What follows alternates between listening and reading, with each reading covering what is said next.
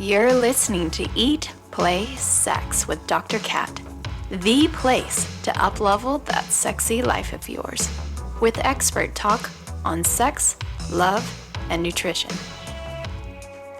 Is an expert. Like everybody and their mom is an expert. I put on Instagram that I'm having, I'm just moving through some body healing and everybody's like, oh, you have SIBO. Oh, you have, candida overgrowth. Oh, you have this. Oh, those symptoms, that means you have cancer. And I'm like, I don't really want to know. It's too much sometimes. Sometimes it's too overwhelming, and that puts us down into the spiral of like, it becomes more overwhelming.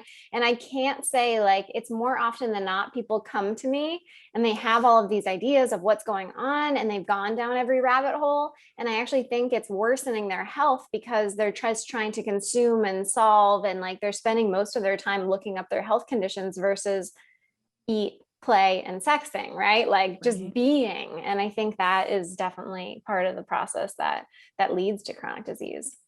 I think that's a really good point. It's almost like we find safety in intellectualizing everything and searching out the truth and what the root cause is.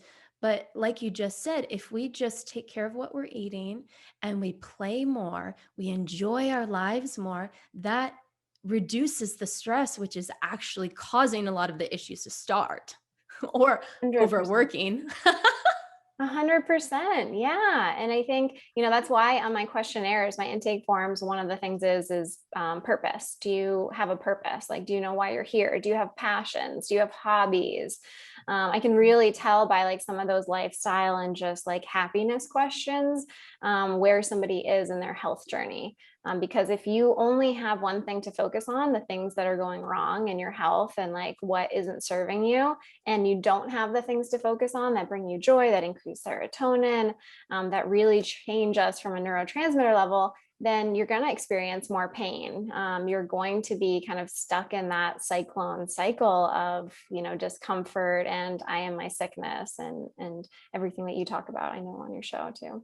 Yeah, over-identifying with your sickness. Yeah, this is who I am, which some people don't even realize how that is serving them a purpose itself. You're talking about purpose, but it's like, if I hold on to this illness, this happens in therapy as well.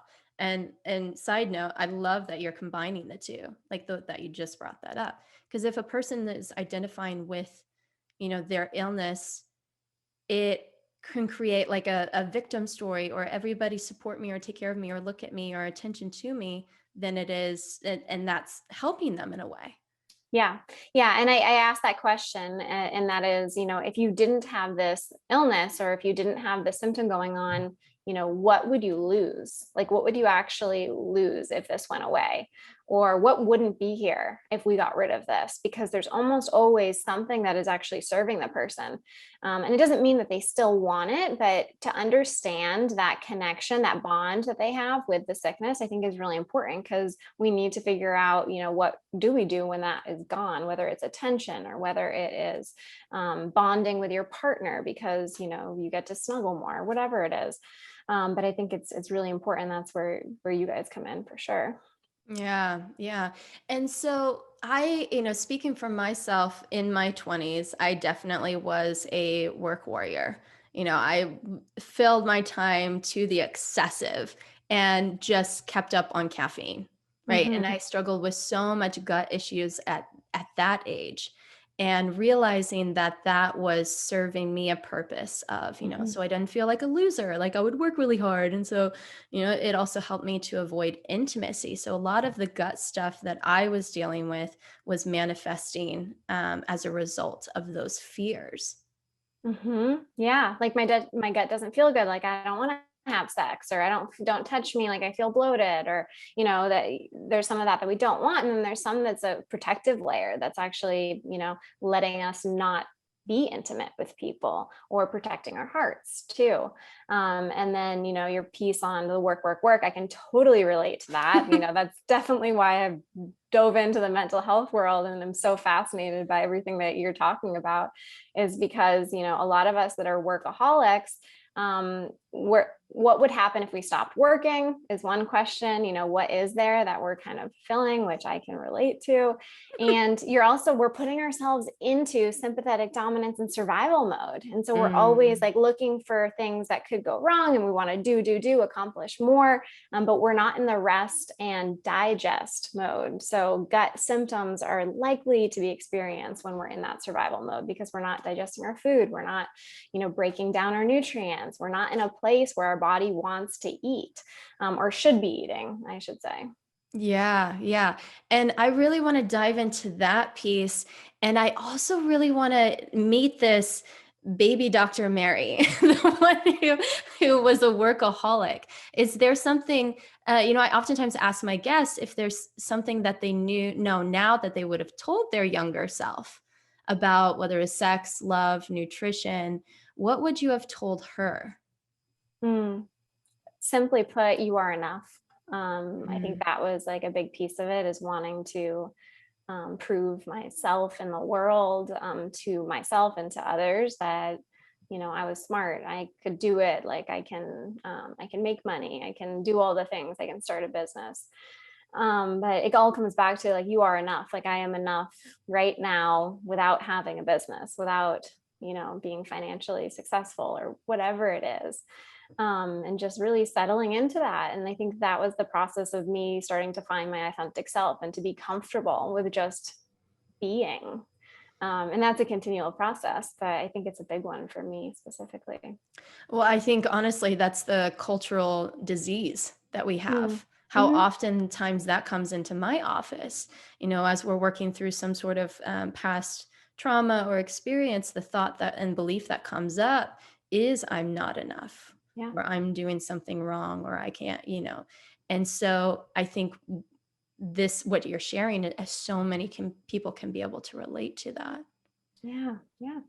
How did you, on your own journey, how did you come to more of a resolution around that? Or what's been the process for you to discover, okay, I am enough? Yeah. I mean, I could talk about that for a while. I think a big one for me was figuring out, who am I?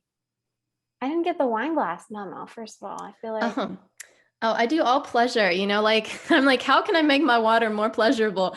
Drink it in a wine glass. love that. I love that. Here I am drinking a regular glass. I'm feeling Not enough. I'm not enough.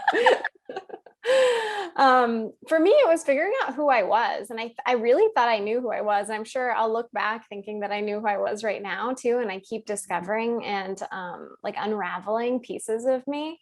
But I think it comes back to that question of what would happen if I slowed down. And for me, the answer to that was, I didn't know who I was, like what I enjoyed doing. What brought me joy from a very simple, just like humanistic level. And so when I started to answer that question of who am I, like really, who am I had goals, I had aspirations. A lot of them were more materialistic. And I don't think there's anything wrong with materialistic goals. But I didn't have the real root, the foundation as well, to be comfortable just sitting with myself. And so that was it. It was like digging in and really figuring out, like, why am I here? What's really important to me? Like, who do I want to be with in terms of partnership? Who do I want to be as a partner? Do I want a family, or do I want to be the entrepreneur who's traveling and building and in that mode? And I don't think that there's a wrong answer, but it's whatever feels, really authentically true to you. And I think I was lying to myself for a good number of years, thinking that it was grow, bigger, better, more. And it was really like, wow, I want to like live in the mountains, have a partner, have some horses, and make good money and travel and have fun.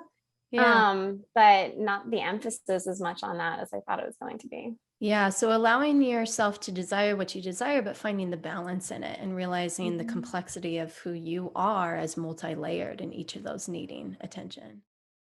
Lovers, thank you again for tuning in.